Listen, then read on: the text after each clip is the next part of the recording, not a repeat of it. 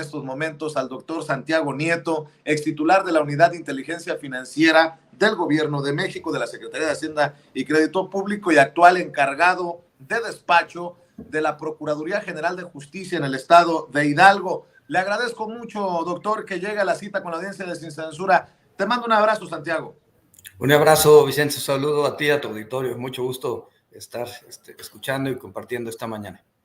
Pues porque es importante escuchar la opinión de Santiago Nieto, un hombre que estuvo precisamente armando investigaciones contra Genaro García Luna. Si alguien sabe de Genaro García Luna o uno de los que sabe, eres tú, Santiago, y te quiero preguntar, ¿qué piensas, doctor, de el veredicto de culpable contra Genaro García Luna en Nueva York, algo que reportamos desde allá, desde el lugar de la noticia en Sin Censura?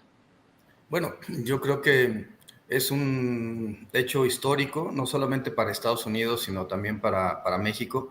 Hay que recordar que si bien el veredicto se da por estos 5 cargos, incluyendo conspiración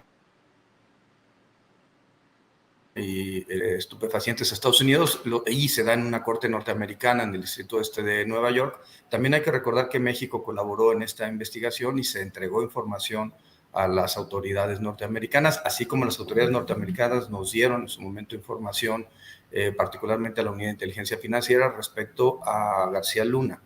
Y me creo que es importante señalarlo. Se trata, por supuesto, de un triunfo de la justicia norteamericana, pero también de la mexicana. Y eso es la razón por la cual el presidente López Obrador ha sido tan enfático en este caso. Primero, porque efectivamente se echa por tierra la idea de que los sexenios de Fox y de Calderón habían tenido una idea de combate al narcotráfico. Toda la narrativa de Felipe Calderón para tratar de legitimar el proceso electoral del 2006 siguió la pauta de un ataque hacia los grupos de la delincuencia organizada. Pero fue, a diferencia de Peña Nieto, que buscó tener ese espacio de legitimación con el Bester Gordillo, lo que sucedió con Calderón es que buscó un monstruo y lo que hizo fue generar un monstruo de 1000 cabezas. Porque cada vez que hacían algo contra un grupo delictivo, ahora se sabe que contra el cártel de Sinaloa no, se sucedía otros grupos tomando el poder y generando sobre todo actos de terror a la ciudadanía. Hay que recordar que solamente en Tamaulipas tenemos 13,000 personas desaparecidas, solamente en Coahuila hay 11,000 restos humanos que están pendientes por poder identificarse. Hay que recordar la guerra en Ciudad Juárez durante todos esos años. Entonces, yo creo que sí hay que recordar como una época negra de la historia de México, precisamente el paso por García Luna. Ahora, respecto a los cargos, ya ha sido declarado culpable y esto implicará que para el 27 de junio se tendrá que emitir la sentencia condenatoria. Esa sentencia condenatoria puede ir de 20 años a cadena perpetua, lo que nosotros llamamos prisión vitalicia. Esto en razón de la acumulación de los distintos culpabilidades que le determinó el jurado. Claro que esa sentencia se va a poder impugnar de acuerdo con la normatividad procesal norteamericana, pero realmente es muy difícil, pueden reducir la sentencia, pero veo muy complicado que pueda tener algún otro tipo de beneficio procesal. Entonces, ese es el caso. Y también creo que es importante recordar a tu audiencia que la información que dio en su momento las autoridades mexicanas iba por 2 vías.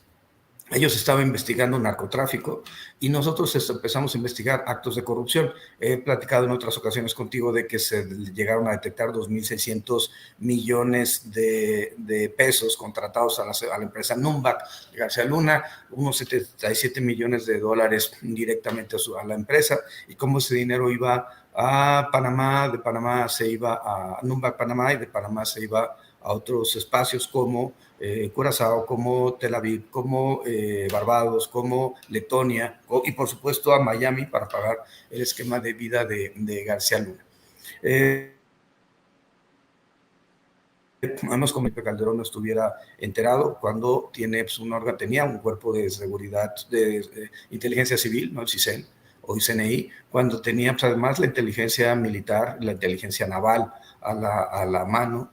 Y bueno, la inteligencia financiera en realidad durante su sexenio no fue desarrollada como un mecanismo para poder tener información que pudiera servir para casos penales, más bien fue pensada como una UIF de naturaleza administrativa, ni siquiera tenían la facultad de congelar cuentas, por ejemplo, durante la época de Calderón, lo cual significaba que a Calderón no le interesaba desmantelar las estructuras financieras de los grupos delictivos, sino solamente atacar al sicariato en la calle con los efectos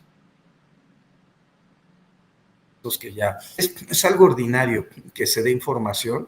Pues bueno, mi experiencia es que efectivamente sí, nosotros recibimos información de García Luna, también la transmitimos, recibimos información, por ejemplo, de Cabeza de Vaca y de sus familiares, también también entregamos información a las autoridades norteamericanas cuando se nos pidió, pienso en Romero de Champs, inclusive, también hubo un intercambio de información a través de un sistema que se llama el Grupo Egmont.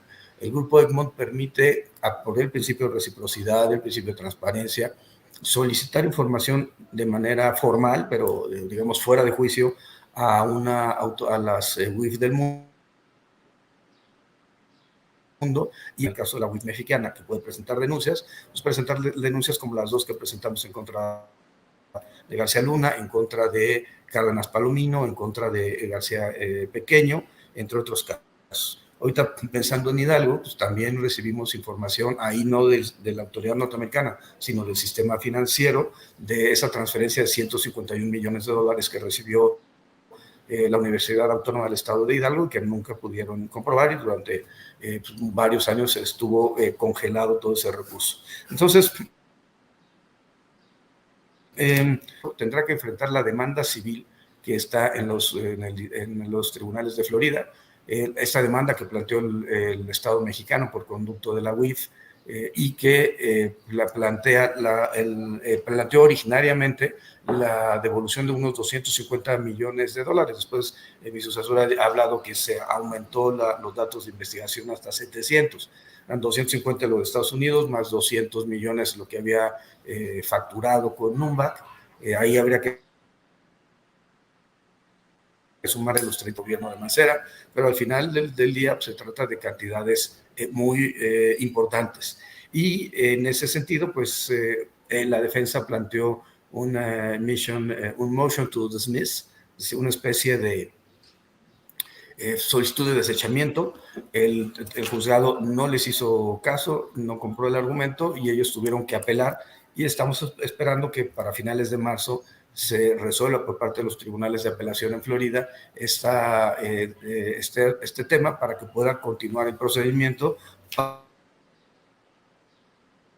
para la extinción del insisto, de 250 más 200, 450 millones de dólares, pero bueno, mi sucesor ya habla de 700 millones de dólares. Haya sido, sea la cantidad que sea, creo que debemos ver con absoluta claridad que se trató de recursos que de cualquier forma un servidor público de esas características no podría tener, y que coincide con lo que hemos visto en los actos de corrupción.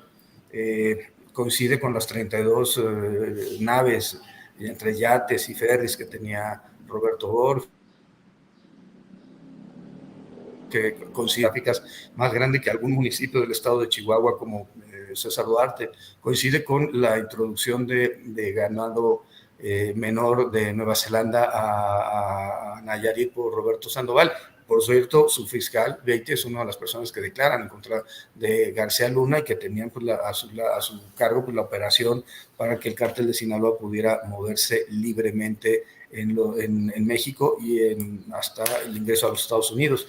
Y sí. Bueno, coincide también de lo que hizo Javier Duarte, los 34 mil millones, coincide en estas 23 empresas fachada que Karime Macías tenía en Veracruz, en el DIF de Veracruz para sacar recursos, o coincide también lo que recientemente vimos en Hidalgo con la estafa siniestra. Fue un mecanismo de operación y creo que pues, es importante que eso lo tengamos muy claro para que no se vuelva a repetir.